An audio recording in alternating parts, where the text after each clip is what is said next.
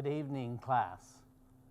Once again, it is so reassuring to know that you're out there and you've been faithful. I received some notifications from people who said they really were getting a lot out of the class, which was very rewarding to me. That's why I'm here, and that's why you're there. And so I welcome you so much, and I'm so grateful for your faithfulness. Tonight we're going to start on chapter 19.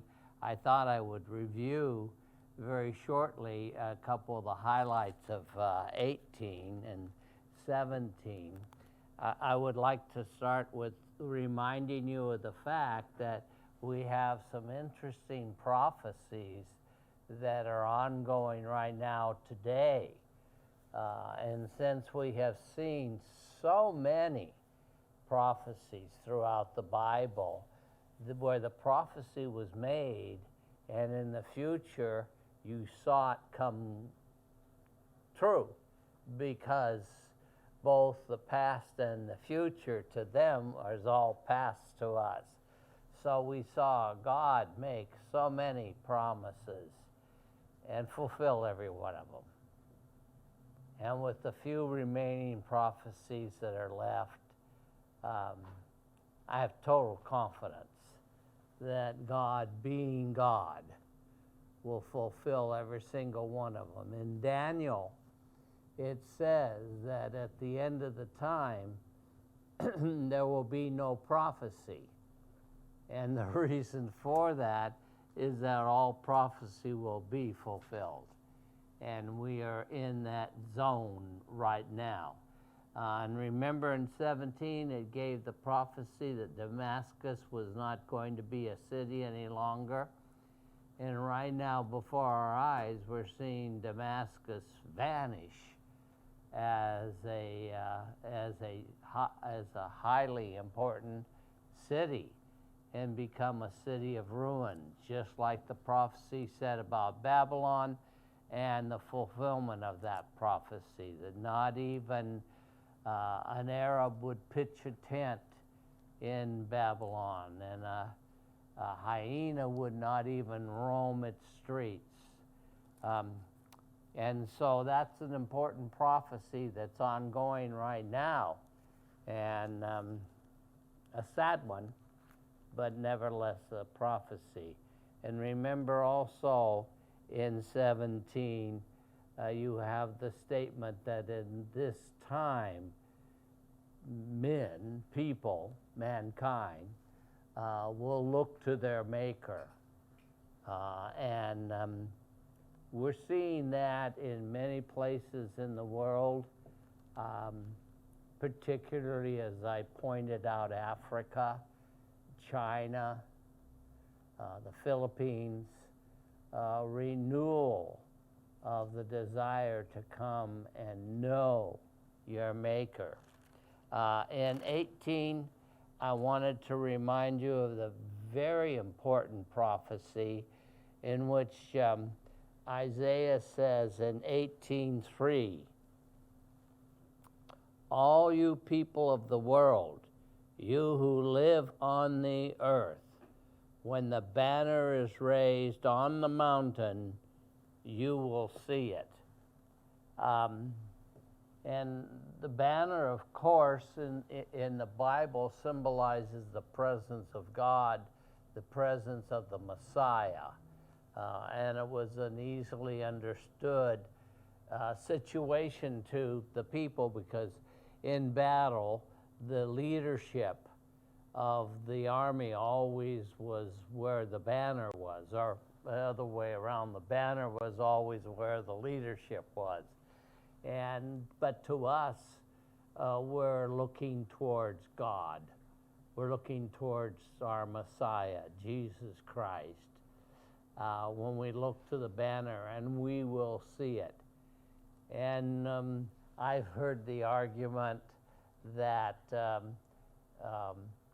God could not possibly be seen by all of the world because half the world would be at night on one side of our planet, and half the world would be in the daylight on the other side of the planet, so it would be impossible for God to be seen by everyone. Well, they seem to have escaped the thought. Our God is all powerful. He's almighty. He's all present. And whatever he wants to do, he will do. And being a fact of nature being one way does not in any way reflect upon God. And so how true that is. And then the second part of that statement is, and when the trumpet sounds, you will hear it. The trumpet symbolizes the rapture of the children of God.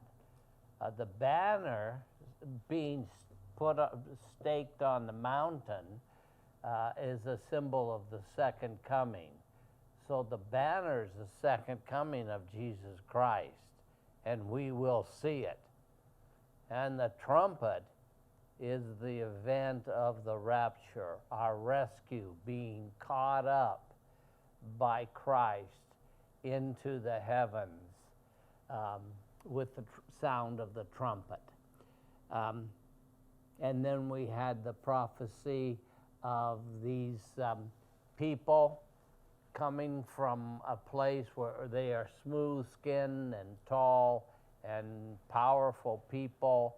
And the description goes right down into Kenya and East Africa with the Limba tribe that has the DNA of Israel. And on the other side, it's kind of an interesting thing because,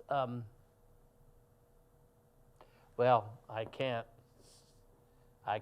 get there on this map. It's too low. I'm sorry. But at the bottom of the Red Sea, where the Red Sea opens up into the Indian Ocean, Sheba, the kingdom of Sheba, was on both sides. That's how they became so rich and in control. They controlled all the trade that came out of and into the entire Red Sea. And at the very top of the Red Sea was Solomon and Israel, and they controlled the north. So between Solomon and Makeda, the queen of Sheba, they completely controlled the entire Red Sea. Interesting point. And as I said, today there are people in northern Kenya, southern Ethiopia, that have the blood of the Israelites. On the other side of the Red Sea, the Saudi Arabian side, at the bottom is a very poor country called Yemen. And in Yemen, there is the presence of an African, an Arab tribe called the Falasha. And the Falasha also have the blood of Israel. And so these people are returning, and right now today, they are returning. When Nelda and I, the second trip into Israel, were in Jerusalem, we went into this very nice jewelry store and began talking to the owner, actually. And we bought a piece of silver and a piece of gold and had the name Joshua made out of the gold and placed on the silver. And she wears that bracelet almost constantly. Oh, she got it on now. Good. Proves my point. But we found out in conversations that the Jewish owner of that jewelry store was from Yemen. And this is an interesting thing because we are experiencing that prophecy today, the return of the people that are prophesied in Zephaniah and also prophesied in Isaiah, that they will return towards the end of time. Beautiful. So let's start chapter 19 and still continue to be overwhelmed and baffled by prophecy.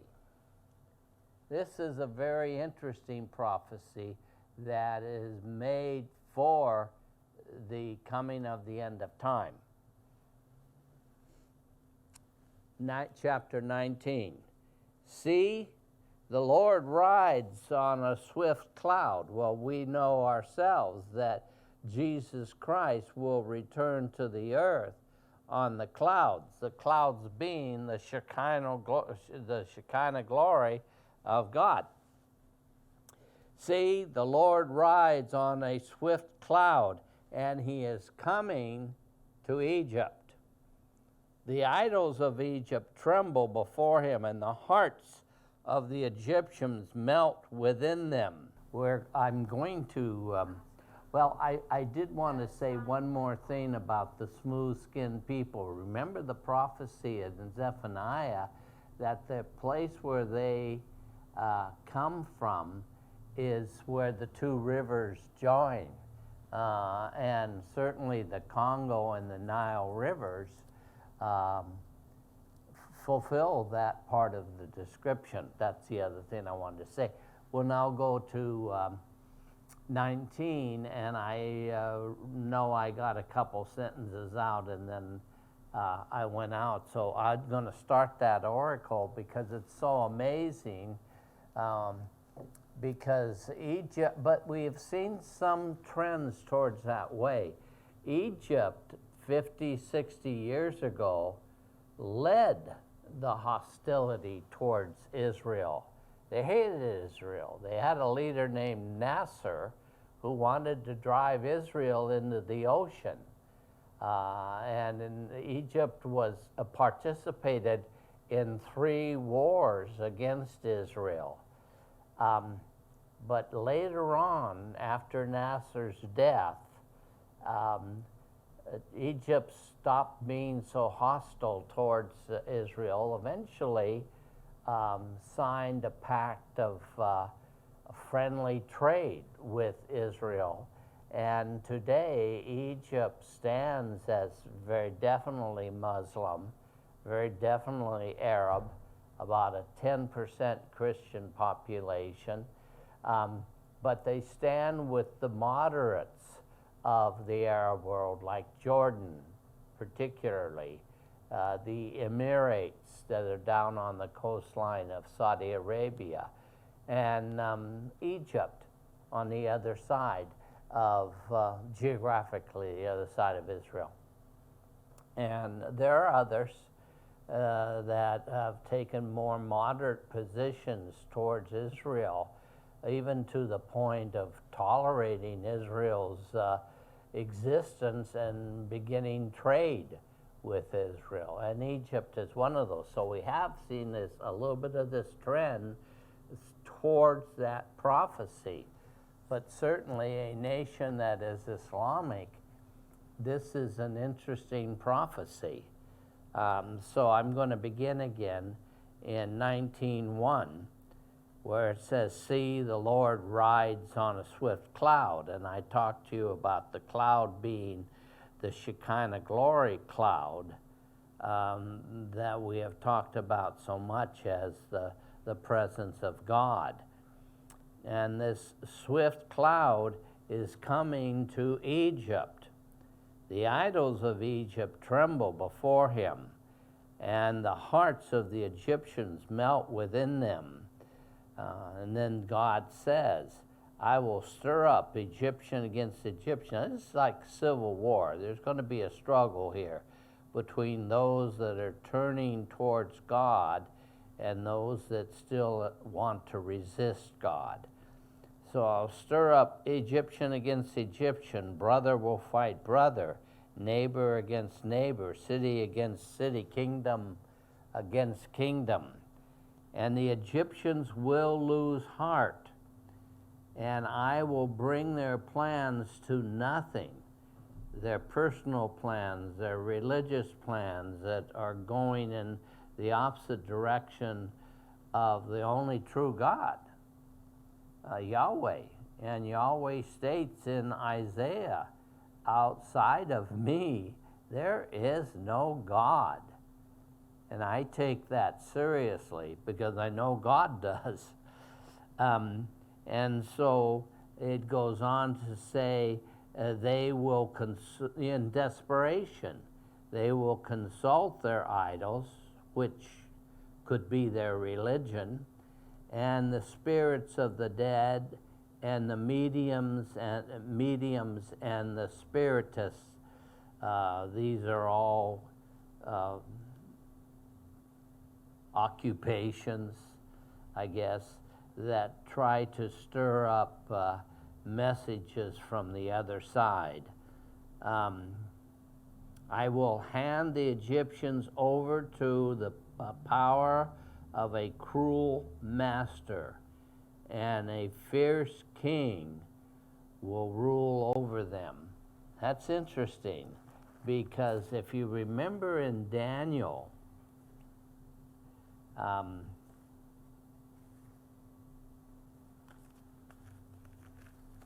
want to find Daniel 11. It's actually 11:42, right. Thank you. I thought I marked it. Didn't. I'm sorry for the wait. It takes a few seconds to shuffle through the pages. And here it is. I think I will go back to Daniel 11:41.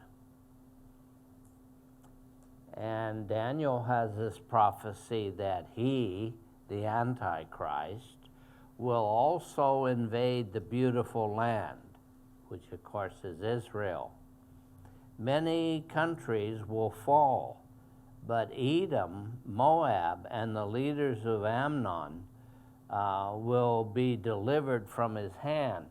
Now, these are ancient names, but these lands are still the lands. And yeah, we can do this one. Jordan would be Edom, and Jordan would also be Moab. And up here close to Syria would be Ammon. So these territories exist, and they're there, but we don't call them Edom and Moab and Ammon anymore. We call them Jordan, particularly Jordan in the center of it. The southern part would be Saudi Arabia, and the northern part would be part of Syria, southern Syria. So that's what this is saying, that the Antichrist will overlook them. But still in verse 42, I'll start it again. He will extend his power over many countries. Egypt will not escape. And that's the same prophecy that we just read in Isaiah, where it says that God at first, because the Egyptians are being stiff-necked about the approach that God is making in Egypt, because of that, he will turn them over for a while to a cruel master, the cruel master being the Antichrist. And that is reinforced here in Daniel, where it says Egypt will not escape the rage of the Antichrist. He, the Antichrist, will gain control of treasures of gold and silver and the riches of Egypt, along with the Libyans and the Nubians, in submission. Now, the Libyans, you know, of course, are outside this map, but they are the neighbor of Egypt. And the Nubians is again an ancient name. The bloodline still continues, and the Nubians of today we would call Sudan, which is right south of Egypt. And so these places will not escape the anger and the power that the Antichrist has for a short time.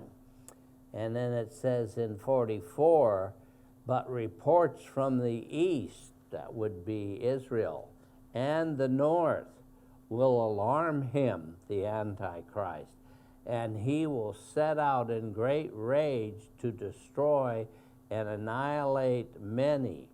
He will pitch his royal tents between the seas at the beautiful holy mountain. Yet he will come to his end, and no one will help him. And the place between the mountains is Jerusalem, between the seas, which at this time in history, the Dead Sea was considered a sea, it still is, and the Mediterranean Sea. So the area that is described here that the Antichrist will invade in his last gestures is Jerusalem, the area around Jerusalem. So here is confirmation in the fact that the Antichrist will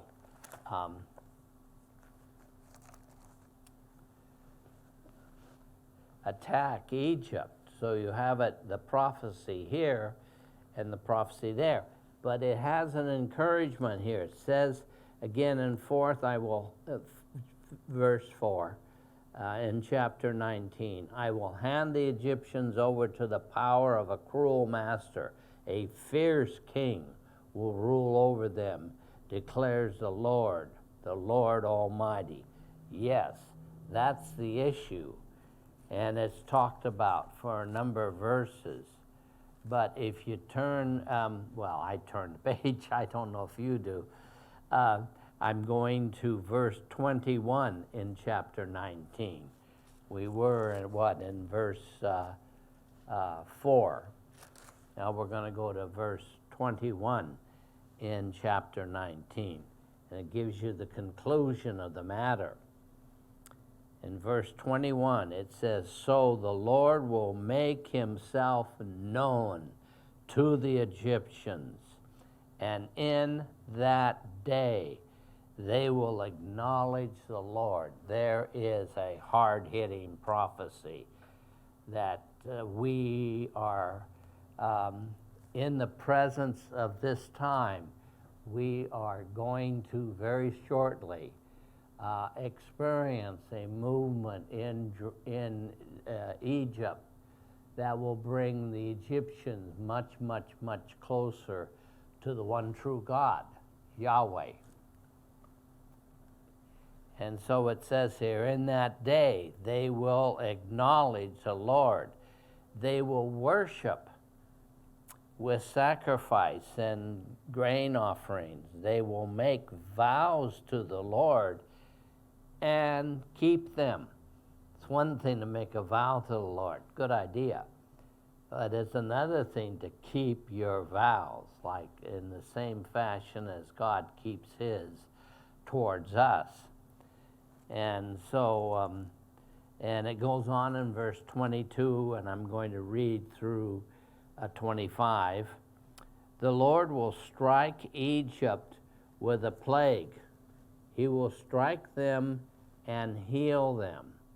And the reason for this is to do away with the controversy that the Egyptians are having between those that still cling to the old ways and are against God, and those Egyptians that have turned towards God and are now in a relationship with Yahweh.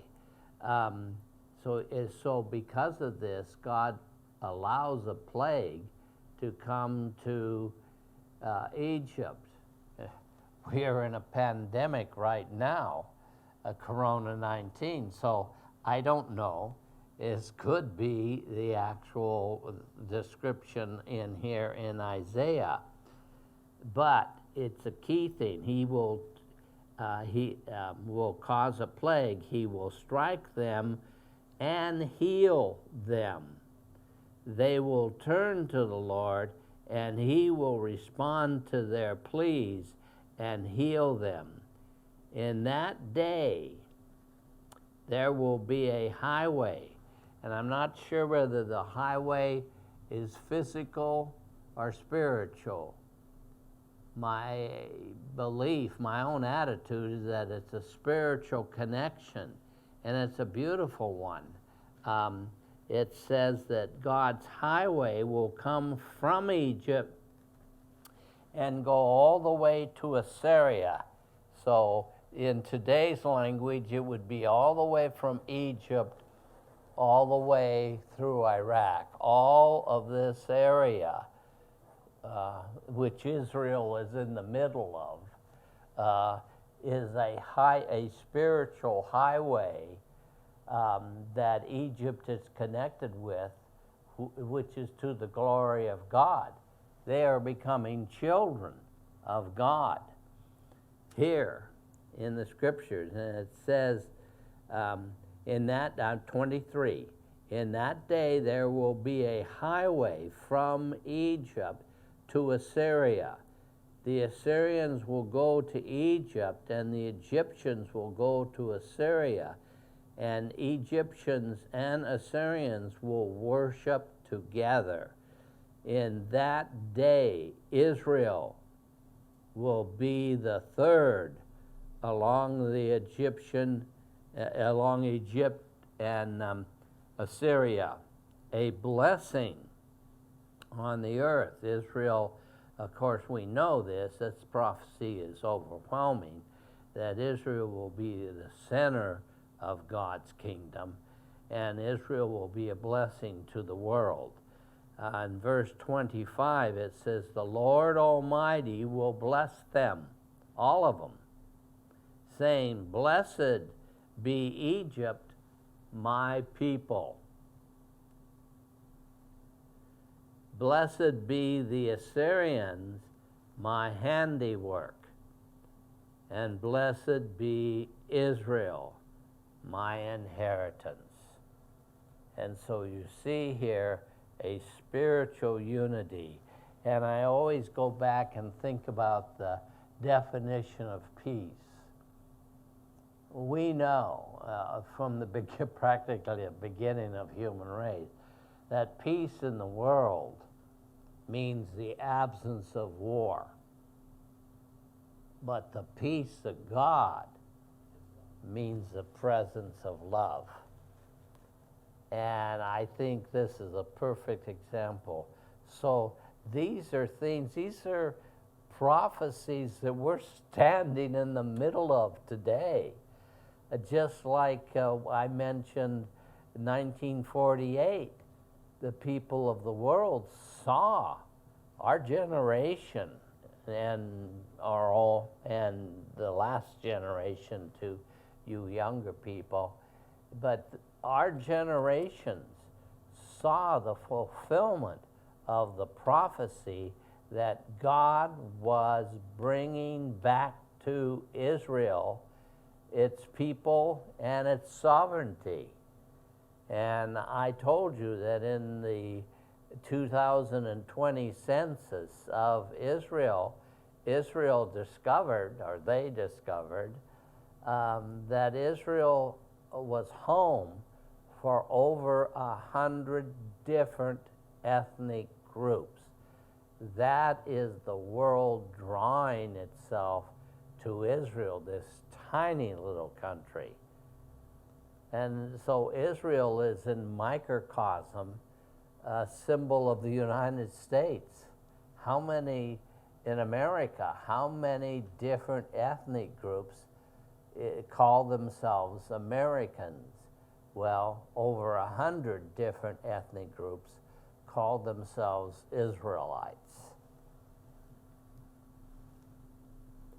Going on to 21, I want to bring to your attention, I'm sorry, let's skip 21. It's a series of prophecies against other nations. And in 22, there is a significant prophecy, and I would like to start it in verse 20 of 22, a significant prophecy that stands out in this chapter.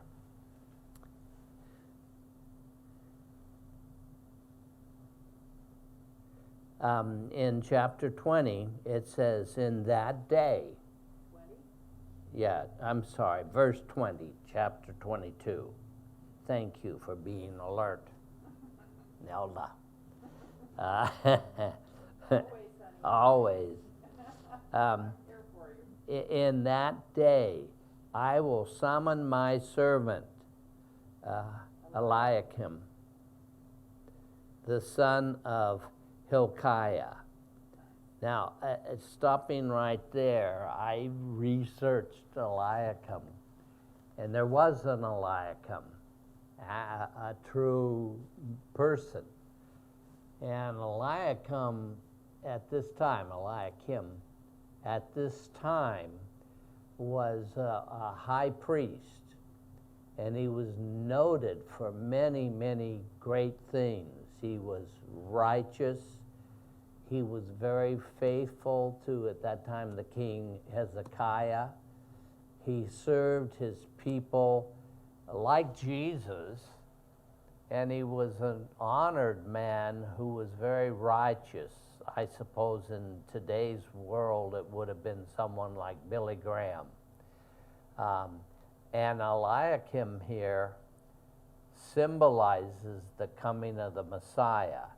So he is used as an actual living, moving being to symbolize the coming of the Messiah.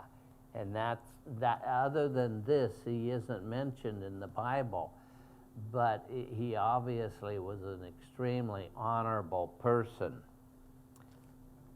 And it says, I will clothe him with your robe and fasten your sash around him, hand your authority and over to him.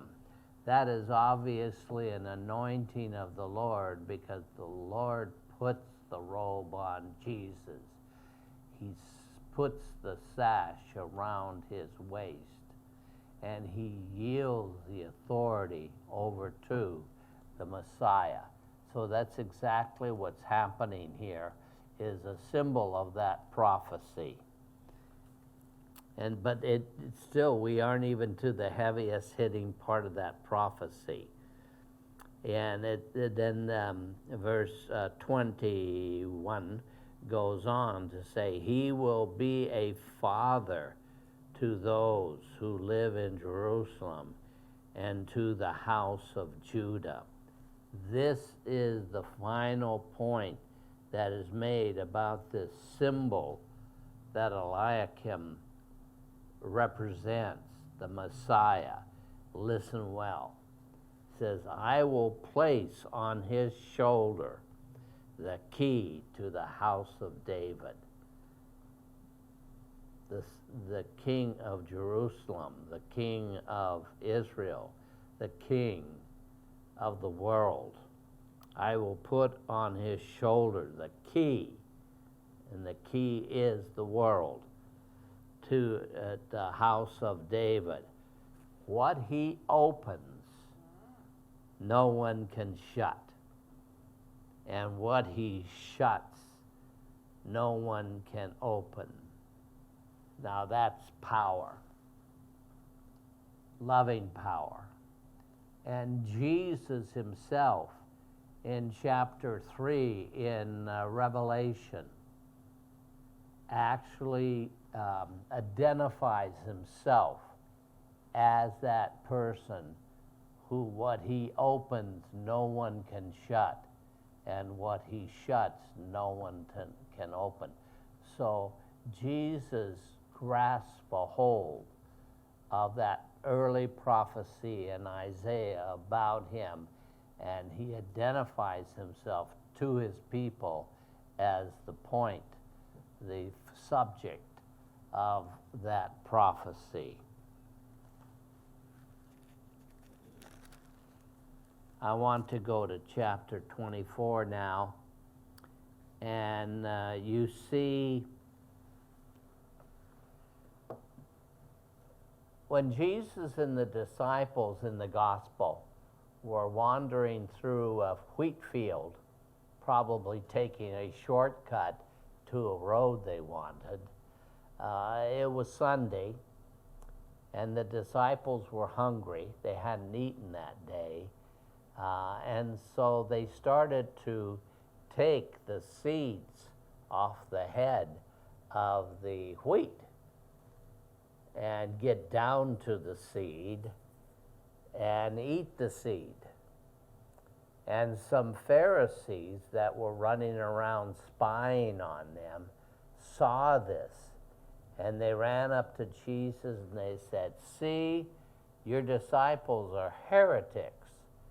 They are working on the Sabbath." I'm sorry, it was Saturday, my Sunday.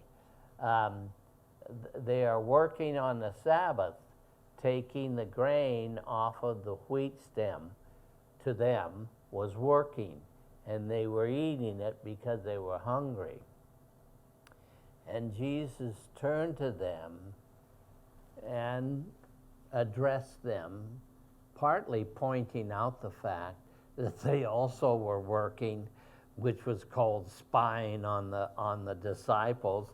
They were working too. But the point of it is Jesus took one of those seeds and he said, unless this seed dies, it'll never reach what its purpose was and bring forth 100-fold wheat. And that's the same with us.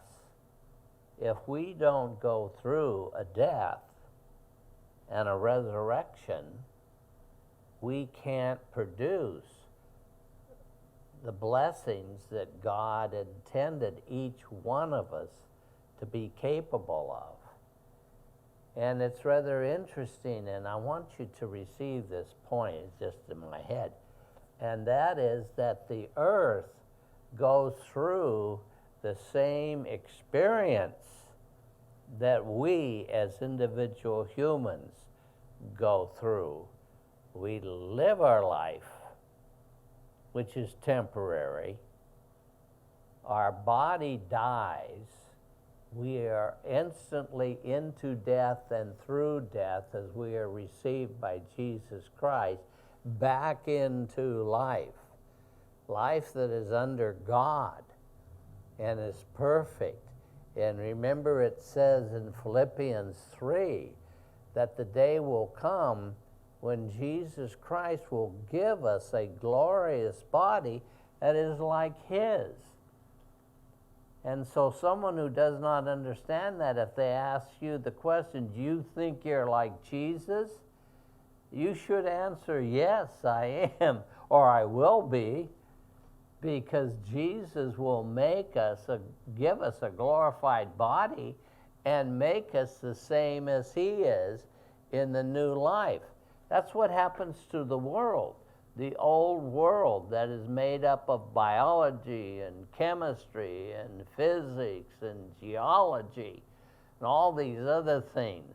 The old world will die. But immediately, Jesus will return and rebirth the earth into a perfect place. And there will be a new earth and a new heaven and a new life that goes from everlasting to everlasting. So the victory is Jesus. And we get to wallow in all the benefits of this victory because of our faithfulness to want to stand behind Jesus and become more and more and more like him. That's our duty. So we go from life to death back to life. And the new life is so wonderful and so powerful. And once again, everlasting to everlasting. And that's what Jesus was doing when he showed those Pharisees this one kernel of wheat and what it had the capacity to do. And you and I have the same capacity as that one seed to grow and be like our King, Jesus Christ.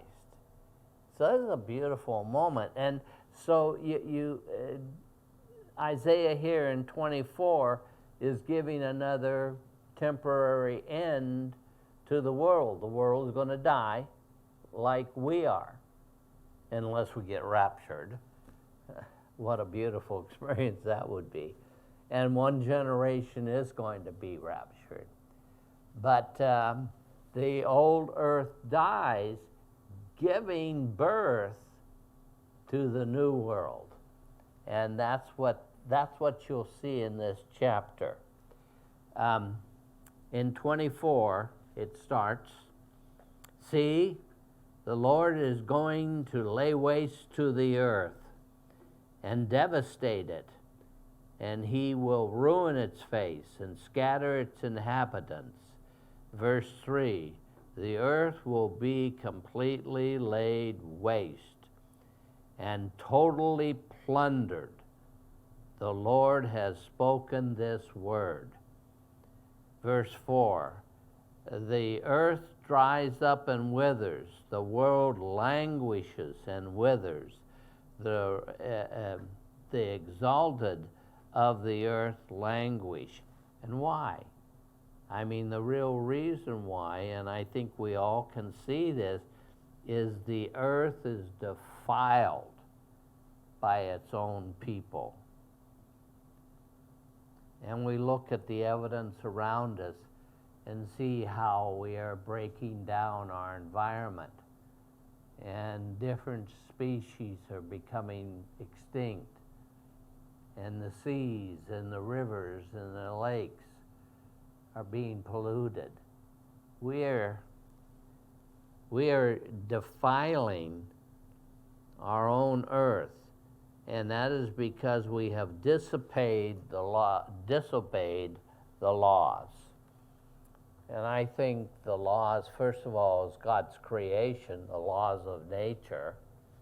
We have ignored the things that should be loud and clear to us about how to get into the rhythm of balance with what the earth can do and how we should live. And I think it's also the spiritual laws of God, the laws he gave Moses. We have not obeyed those laws. We have not held in respect the kingdom, the creation of this earth. And a good description of this starts in verse 17. Because of this, the people that are left here on the earth and are guilty, in verse 17, it says, "Terror and pit and snare await you, O people of the earth. Whoever flees at the sound of terror will fall into the pit, and whoever climbs out of the pit will be caught in the snare. The floodgates of the heavens are open, the foundations of the earth shaken. The earth is broken up. The earth is split asunder. The earth is thoroughly shaken." I like this description. I mean, I like the description. I don't like what it's describing. And in verse 20, it says, the earth reels like a drunkard. It sways like a hut in the wind. So heavy upon it is the guilt of its rebellion that it falls, never to rise again. Well, God's got a mystery here. And he tells Moses this mystery in chapter 29 of Deuteronomy.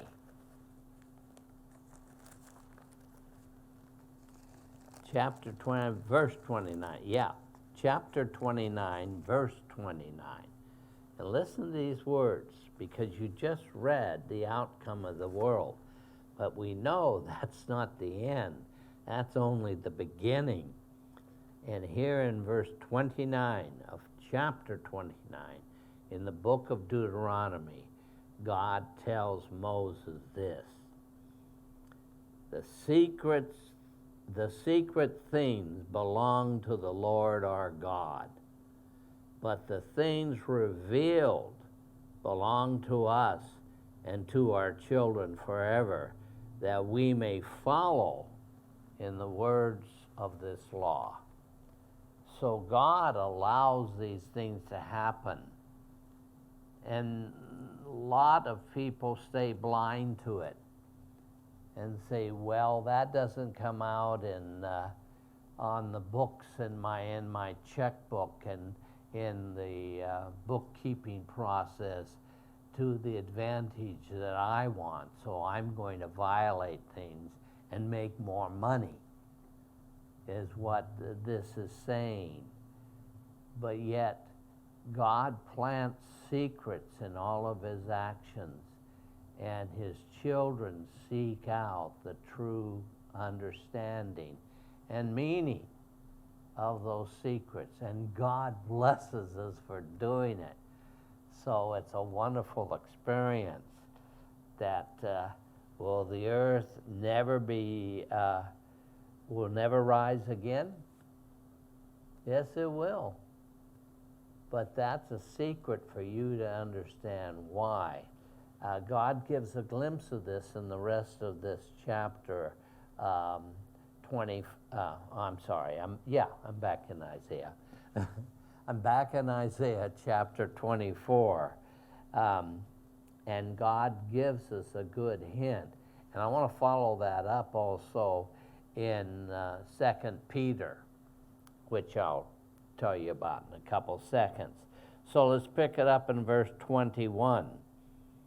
In that day, the Lord will punish the powers in the heavens above and the kings, the moneymakers, the ones that decide our fate here on this planet, the kings on the earth below. They will be herded together like prisoners bound in a dungeon. They will be shut up in prison and will be punished after many days. The moon will be abashed and the sun ashamed. That's the environment breaking down. For the Lord Almighty will reign on Mount Zion. So even during this breakdown, the coming of the end of the old earth, God reigns on Zion. And everything that happens is within his will, because the old has to perish to make room for the new. If you look at second Peter 3, verse 12. 2 Peter 3, verse 12. 10 minutes. Thank you.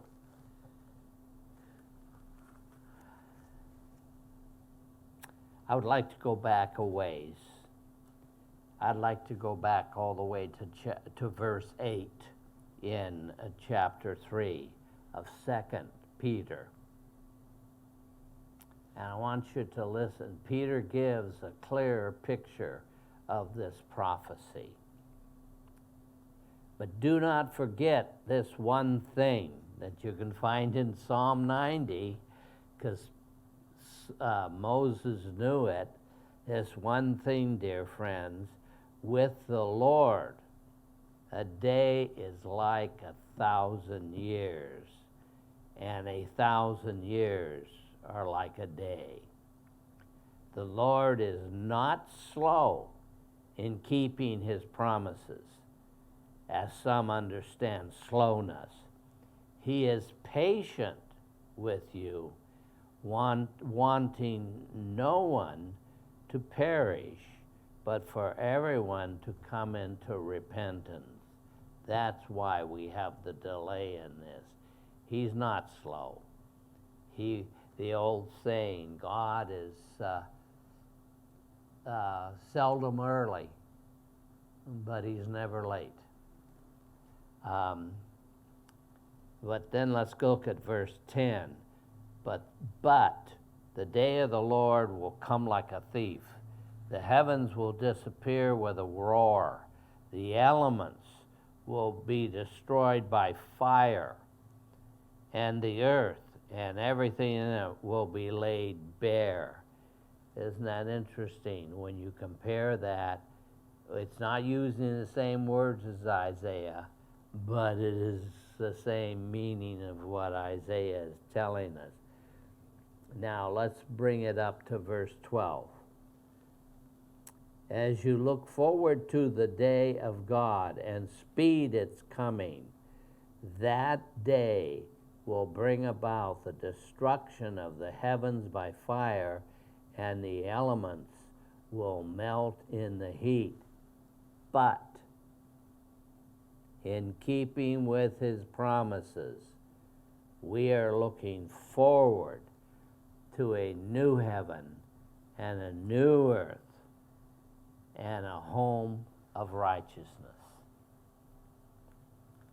So it's hard sometimes to look through. Paul describes sometimes looking at God's meaning as looking through a veil.